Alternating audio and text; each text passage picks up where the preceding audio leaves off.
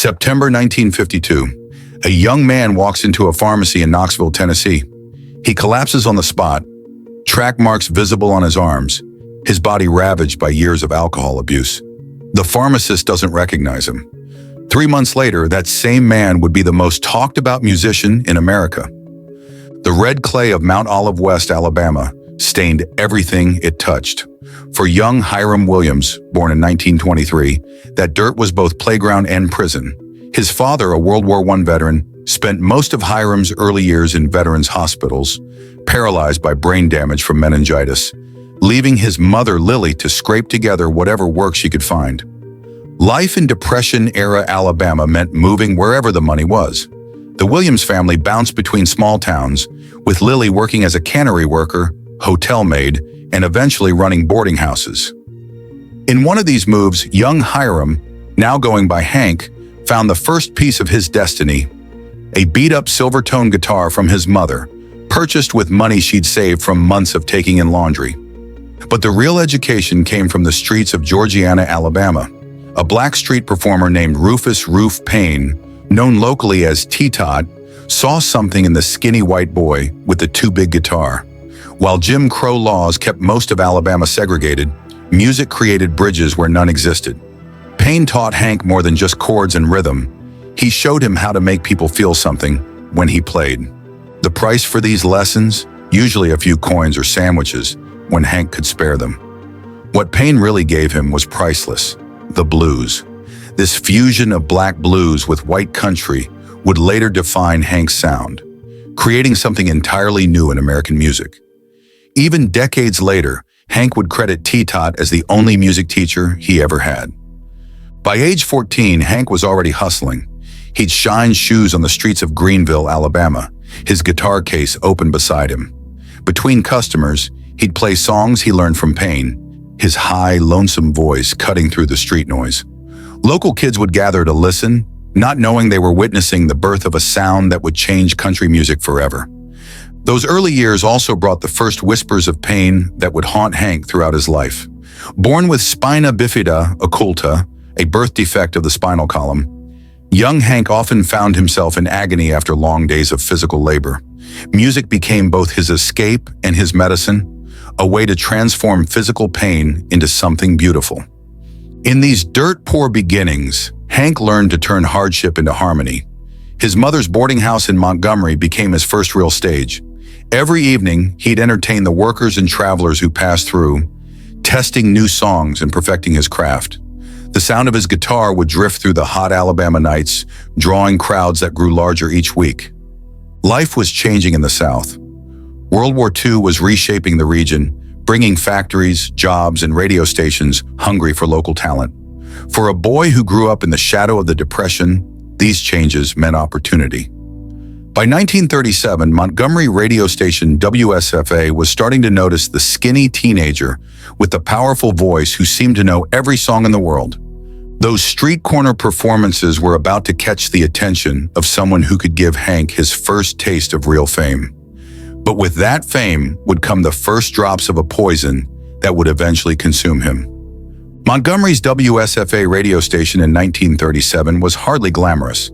Just a small room with basic equipment and a signal that barely reached the county line. But for 14-year-old Hank Williams, it was Hollywood. His first radio show aired early mornings before school when most listeners were just starting their day. Hank would perform whatever songs the audience requested, his repertoire growing with each broadcast. The local sponsors loved him. Their products sold better when Hank mentioned them between songs. His radio performances caught the ear of Audrey Shepard, a small-town girl with big ambitions. Fresh from a failed first marriage and with a young daughter, Audrey saw in Hank what others missed. Not just talent, but star potential. Their courtship was brief and intense. Within months of meeting, they were performing together, with Audrey attempting to sing harmony despite her notable lack of musical ability. They married in 1944 at a gas station in Andalusia, Alabama, with the justice of the peace doubling as a mechanic. Audrey's drive matched Hank's talent. She pushed him to polish his appearance, trading his rural look for the sharp suits and cowboy hats that would become his trademark. Under her guidance, Hank formed his backup band, the Drifting Cowboys. The group toured relentlessly across Alabama, playing any venue that would have them, from dirt floor dance halls to county fairs. Audrey handled the money, booked the shows, and drove the band hard towards success. The constant touring began taking its toll. Long hours on the road, poor sleeping conditions, and the growing pressure of supporting his band led Hank to discover that alcohol could numb both his physical and emotional pain. It started small, a drink before shows to calm his nerves, another afterward to help him sleep. Soon he was carrying a flask in his guitar case. Sterling Records in Nashville offered Hank his first recording contract in 1946. The sessions produced 4 songs, including Never Again and Honky Tonkin', both minor hits on local radio. But it was his live performances that truly captured attention. Hank had developed a unique style, combining the blues lessons from T-Tot with traditional country, creating something that felt both familiar and entirely new. The marriage that had launched his career was already showing cracks. Audrey's insistence on singing despite audience complaints created tension. Their arguments became legendary among the Drifting Cowboys, who learned to disappear when voices started rising. Yet professionally, Audrey's ambition and Hank's talent seemed unstoppable. Each small success led to bigger opportunities, better venues, and more prestigious radio spots. The boy who once played for pennies on street corners was now commanding real money for his performances. But success brought its own challenges. Larger crowds meant more pressure meant more drinking, and more drinking meant increasingly erratic behavior. The Drifting Cowboys started taking bets before shows on whether their boss would show up sober. As Hank's star began to rise in Nashville, his personal demons were growing stronger. Soon, the biggest name in country music would come calling, but it would demand a price few could pay. Nashville, 1947. The city's music scene had never seen anything quite like Hank Williams. With Move It On Over climbing the charts for MGM Records, he wasn't just another hillbilly singer. He was a force of nature. The song's success caught the attention of Fred Rose, one of Nashville's most powerful music publishers. Rose saw in Hank what Audrey had seen years earlier: raw talent that could revolutionize country music. Under Rose's guidance, Hank's songwriting evolved. Gone were the simple copies of other performers' styles. In their place came deeply personal lyrics that spoke directly to listeners' hearts. The recording sessions became legendary among studio musicians. Hank would often complete songs in a single take, something unheard of at the time. When he recorded Lovesick Blues in 1948, even the hardened session players knew something special was happening. The song wasn't just a hit, it was a phenomenon that would change country music forever. The Grand Ole Opry had strict standards about who could perform on its stage. But on June 11, 1949, Hank Williams made his debut. He performed Lovesick Blues and gave 6 encores, unprecedented in Opry history. The audience wouldn't let him leave the stage. That night, the janitors had to sweep up pieces of the wooden floor where people had been stomping so hard they splintered the boards. Success brought wealth Hank had never imagined. The boy who once played for pennies was now earning thousands per show. He bought a mansion in Nashville, custom-made suits, and a baby blue Cadillac convertible. His son, Randall Hank Williams Jr., was born in 1949, seemingly completing his picture-perfect life. Those early Opry years transformed country music itself. Every Saturday night, fans would pack the Ryman Auditorium just to hear him sing. His fellow performers watched in awe as he commanded the stage with nothing but a guitar and that haunting voice. Roy Acuff, the king of country music himself, took Hank under his wing, showing him the ropes of stardom while privately worrying about his drinking. The recording industry was changing too. Hank's success proved that country music could sell beyond its traditional markets. Record companies started investing more in Nashville, transforming it into Music City, USA. His influence reached far beyond country. Pop singers began covering his songs, and his songwriting style influenced a generation of performers across all genres. But behind the spotlights, darkness was growing. The spinal condition that had plagued him since childhood was getting worse. Tours meant long drives in uncomfortable cars, and every bump in the road sent lightning bolts of pain through his body. Doctors prescribed painkillers, adding them to his already dangerous mix of alcohol and emotional instability. The songs kept coming, each more powerful than the last. Cold, cold heart. I'm so lonesome I could cry. Hey, good looking. They poured out of him like water from a spring. Each one seemed to capture a different shade of heartache, as if Hank was writing the soundtrack to America's collective broken heart. In just over 2 years, he released 30 singles that made the country charts. His publishing company, A Cuff Rose, couldn't keep up with the demand for new material. Radio stations played his records constantly, and jukeboxes across the country wore out their copies of his hits. Tony Bennett's cover of Cold, Cold Heart took Hank's music beyond country audiences, marking one of the first major crossovers between country and pop music. But while his professional life soared, his personal life was crumbling. Audrey filed for divorce in 1952, citing years of alcohol-fueled incidents and public embarrassments. The divorce proceedings revealed the extent of his success and his problems. Hank was earning over $100,000 a year at his peak, equivalent to over $1 million today, but spending it even faster on alcohol, cars, and increasingly erratic behavior. Fred Rose watched his protégé's decline with growing alarm. Shows were canceled when Hank was too drunk to perform. The Drifting Cowboys quit and returned so many times they lost count. Even the patient Opry management was reaching its breaking point, despite Hank's continued ability to draw massive crowds. Nashville's biggest star was about to face his darkest hour. The charts were still climbing, but Hank Williams was falling faster than anyone could catch him. 1952 marked both the peak and precipice of Hank Williams' career. His singles dominated the charts with songs like Jambalaya on the Bayou and I'll Never Get Out of This World Alive, captivating audiences nationwide. MGM Records couldn't press his records fast enough to meet demand. Plant workers reported running triple shifts just to keep up. He was now commanding $1,000 per show, an astronomical sum for the era. Every major venue in the country wanted to book him, but those who knew him best saw a man unraveling at dangerous speed. The divorce from Audrey had shattered him. Their relationship had been volatile from the start, but she'd been his anchor to reality. The court proceedings exposed their private struggles to the public. Audrey testified about finding him passed out in hotel rooms, missing shows, and violent outbursts that scared their children. She detailed how he'd spend entire paydays at bars, returning home with empty pockets and torn clothes. His drinking binges became legendary in Nashville. He'd disappear for days, only to surface in some small-town bar, singing his hits for bewildered locals. The Drifting Cowboys started carrying 2 kinds of coffee on tour, regular for themselves and coffee spiked with moonshine for their boss. His spinal condition worsened with each passing month. The pain from his spina bifida occulta had become unbearable. Multiple doctors attempted treatments, but the combination of his birth defect and years of touring had left his back in constant agony. Dr. Toby Marshall of Shreveport would later testify that Hank's spine looked like that of a 70-year-old man.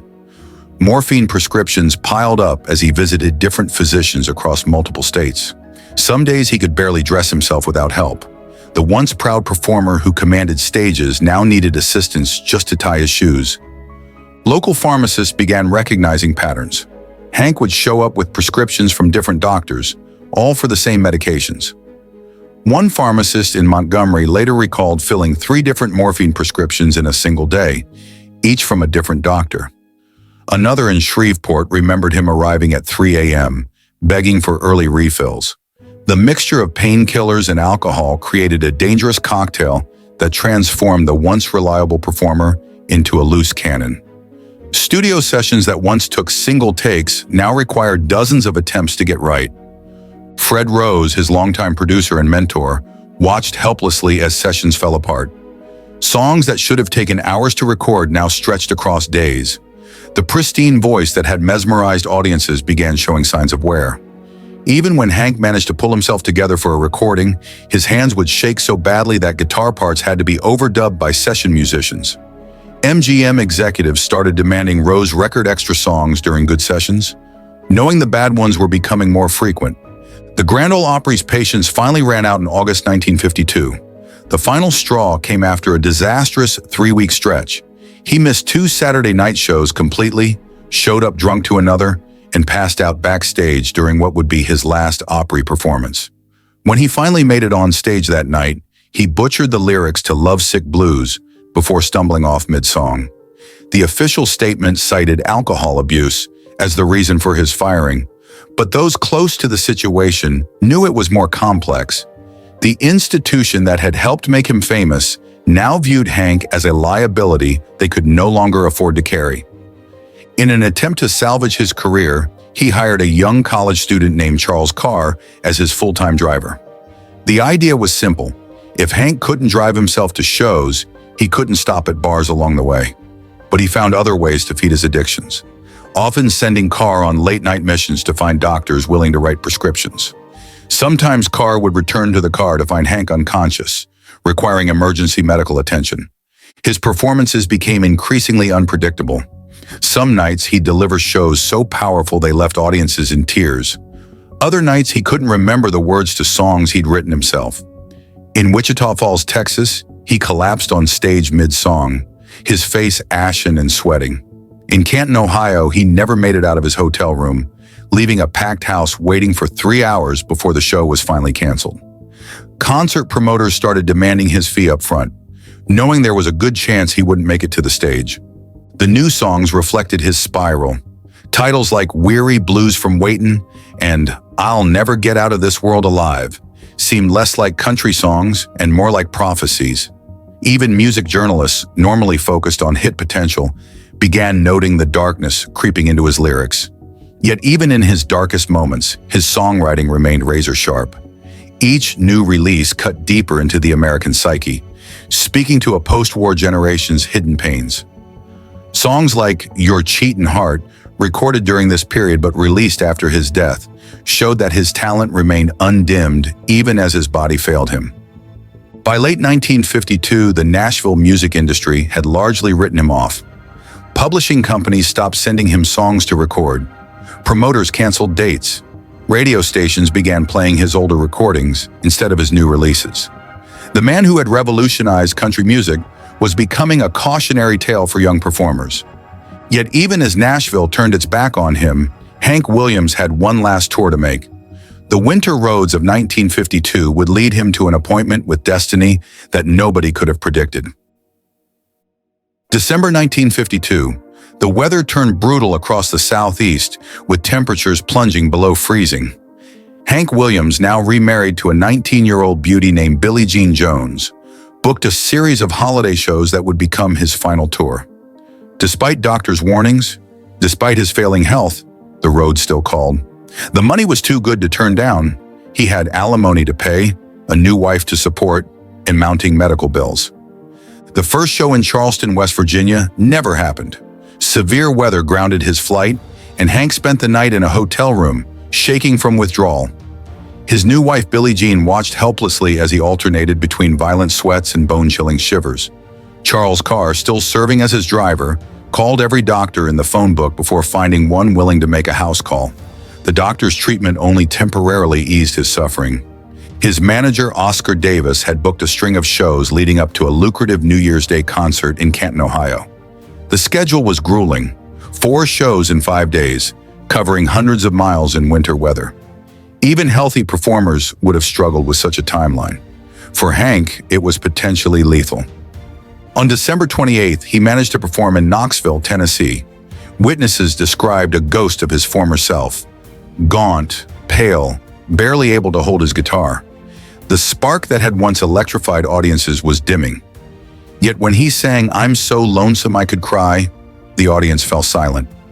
Even in his weakened state, that voice could still silence a room. Don Helms, his steel guitarist, later recalled how Hank's hands shook until the moment he touched the microphone. Then somehow he found the strength for one last perfect performance. It would be his last full show. The next scheduled stop was Canton, Ohio, a New Year's Day show that promised a big payday. Despite warnings about the weather, Hank insisted on making the drive. He hired Charles Carr to drive him north in his brand new baby blue Cadillac convertible, a car he'd barely gotten to enjoy. The Drifting Cowboys, who usually traveled with him, had taken a separate route due to the uncertain schedule. Before leaving Montgomery, Hank visited Dr. P.H. Cardwell, who administered 2 injections, B12 for energy and morphine for his back pain. He carried additional pills prescribed by various physicians, sedatives, painkillers, and vitamin supplements. The hotel porter who helped him to the car later said Hank could barely walk. The cocktail of medications, combined with the alcohol still in his system, created a lethal mixture. The drive started badly.